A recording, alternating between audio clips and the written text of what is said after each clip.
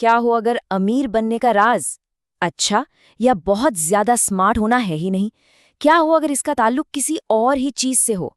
आज हम दौलत बनाने के एक ऐसे नजरिए को समझेंगे जो शायद थोड़ा हटकर लगे। जब हम मैकियावेलियन शब्द का इस्तेमाल कर रहे हैं तो हमारा मतलब चालाक या धोखेबाज होने से बिल्कुल नहीं है। हमारा मतलब है सिर्फ नतीजों पर, यानी रिजल्ट्स पर फोकस करना। चलिए इस सोच में थोड़ा और गहरा उतरते हैं। अब ये लाइन सुनने में थोड़ी कठोर लग सकती है ना? पर सच कहूं तो यही हमारे आज के डिस्कशन का सार है। पैसा असल में सिर्फ एक टूल है। उसे इस बात से कोई लेना देना नहीं है कि कौन नैतिक है या किसकी भावनाएं कैसी हैं। वो तो बस उस तरफ बहता है जो उसके नियमों को समझता है और उन पर अमल करता है। तो चलिए इस आइडिया को समझते हैं, वित्तीय नैतिकता। देखिए, इसका मतलब बुरा बनना बिल्कुल नहीं है। इसका सीधा सा मतलब है कि पैसा न्यूट्रल है, यानी तटस्थ। वो ये नहीं देखता कि कौन अच्छा इंसान है या कौन ज्यादा इंटेलिजेंट है। पैसा तो बस अवसर और उस अवसर पर लिए गए एक्शन को पहचानता है, बस। इस आइडिया को और बेहतर तरीके से समझने के लिए चलिए एक कहानी सुनते हैं। हम चलते हैं आज से लगभग 500 साल पीछे, पुनर्जागरण के दौर में इटली के फ्लोरेंस शहर में। ये कहानी है दो बहुत ही अलग तरह की ताकतों की। तो एक तरफ हैं लियोनार्डो दा विंची, शायद इतिहास के सबसे ब्रिलियंट दिमागों में से एक। उनकी कल्पना की कोई सीमा नहीं थी, वो एक जीनियस थे। और दूसरी तरफ मेडिसी परिवार, ये फ्लोरेंस के बैंकर थे। और सच कहें तो वो अपनी जबरदस्त इंटेलिजेंस के लिए नहीं जाने जाते थे, वो जाने जाते थे अपने साहसिक और तेज फैसलों के लिए। मतलब वो एक्शन लेने में माहिर थे। अब जरा इस तुलना को देखिए, इसमें एक पैटर्न साफ साफ नजर आता है। जहां दा विंची अपनी प्रतिभा और परफेक्शन पर पूरा ध्यान देते थे, वहीं मेडिसी परिवार का मंत्र था दिलेरी और रफ्तार। और नतीजा ये हुआ कि दा विंची दूसरों की सेवा करते रहे और मेडिसी परिवार ने एक पूरा वित्तीय साम्राज्य खड़ा कर दिया। तो सबक क्या है?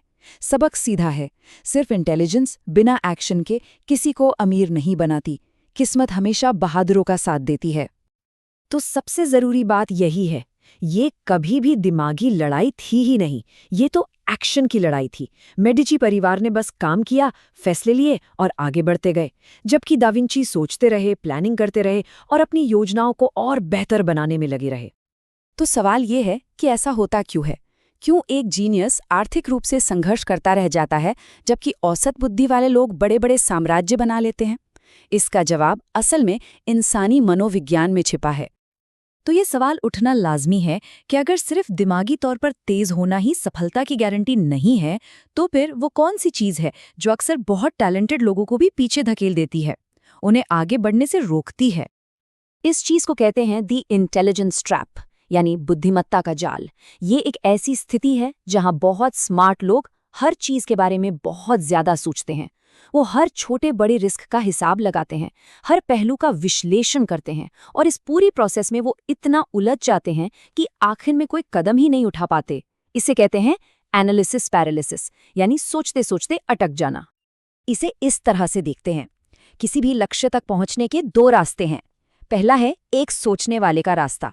पहले एक आइडिया आता है, फिर उस पर रिसर्च होती है, फिर और ज्यादा रिसर्च होती है, फिर रिस्क का हिसाब किताब होता है और अंत में डर के कारण कोई एक्शन होता ही नहीं है। दूसरी तरफ है एक्शन लेने वाले का रास्ता। वो सीधा होता है, आइडिया आता है, वो तुरंत एक्शन लेते हैं, अपनी गलतियों से सीखते हैं, सुधार करते हैं और फिर से एक्शन लेते हैं। ये आगे बढ़ने का एक लगातार चलने वाला चक्र है। और जानते हैं, यही वो छोटा सा अंतर है जो असल में सब कुछ बदल देता है।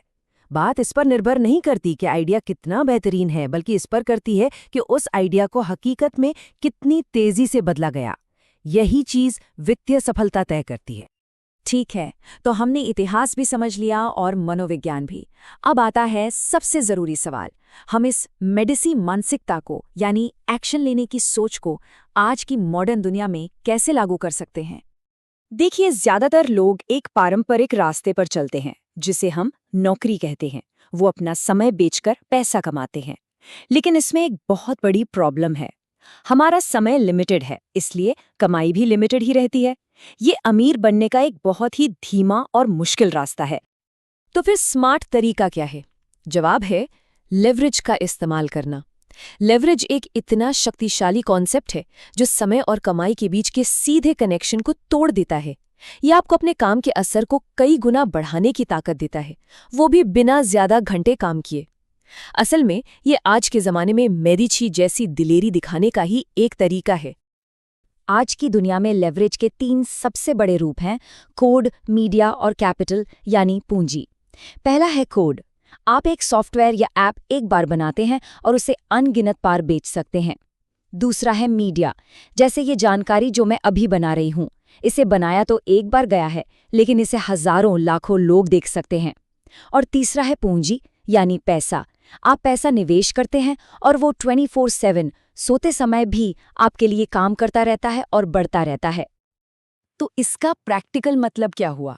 इसका मतलब है बस एक्शन लेना। उसे एक परफेक्ट बिजनेस आइडिया या परफेक्ट प्लान का इंतजार करना बंद करना होगा। अगर कोई प्रोडक्ट बनाना है तो उसका पहला वर्जन लॉन्च कर दीजिए। अगर कोई चैनल शुरू करना है तो पहला वीडियो अपलोड कर दीजिए। अगर निवेश करना है तो पहला स्टॉक खरीद लीजिए। बस शुरुआत कीजिए। चलिए अब अपनी सारी बातचीत को समेटते हैं। आज हमने ये देखा कि कैसे एक निर्णायक एक्शन एक परफेक्ट प्लान से कहीं ज्यादा ताकतवर हो सकता है, ठीक वैसे ही जैसे मेडिसी ने दा विंची को हराया था। अगर इस पूरी बातचीत से सिर्फ एक बात याद रखनी हो तो वो ये है, किस्मत हमेशा उनका साथ देती है जो हिम्मत दिखाते हैं और एक्शन लेते हैं, ना कि उनका जो बस सबसे अच्छी योजना बनाते रहते हैं।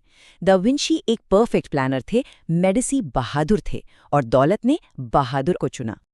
तो अब ये सवाल अपने आप से पूछने वाला है, ऐसा कौन सा एक एक्शन है जो पूरी तरह से तैयार होने का इंतजार किए बिना लिया जा सकता है? चाहे वो कितना ही छोटा क्यों ना हो, वो पहला कदम क्या हो सकता है? क्योंकि असली प्रगति उसी पहले कदम में छिपी है।